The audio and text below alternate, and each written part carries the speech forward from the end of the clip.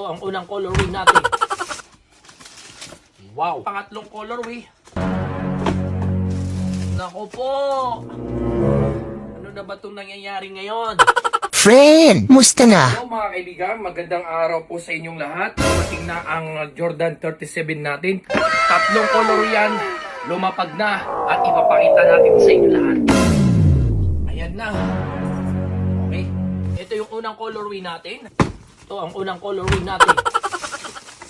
Grabe. One of the best na naman to. Yung colorway natin. Ito yung unang colorway natin mga kaibigan. First time din natin magkakaroon o nagkaroon ng ganito ng ating Jordan 37. At ang ating pangalawang colorway. Wow! Sobrang lupit nito mga kaibigan. First time ko talaga magkaroon ng mga ganitong colorway natin. Ang gaganda talaga niyan. Ang dami na naman nating aabangan sa live.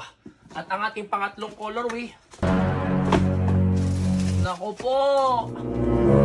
Ano na ba itong nangyayari ngayon? Bakit sobrang gaganda ng ating Jordan 37 lock at naka-carbon loading na po yan lahat. Okay? Naka-carbon loading na rin po yan. At ngayon, samahan nyo ako paiyakin ang sapatos na ito. Subukan natin.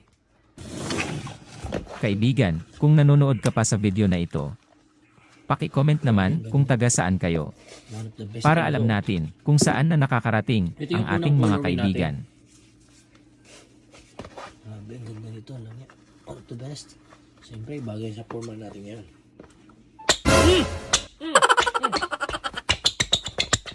Sobrang iyak! At sobrang kapit mga kaibigan!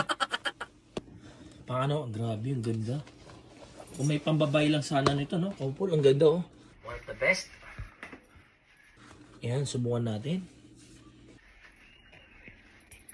Ganda, mga kaibigan. Sobrang iyakin din. Ayan, sobrang laki niya sa akin pero umiyak pa rin yan, okay?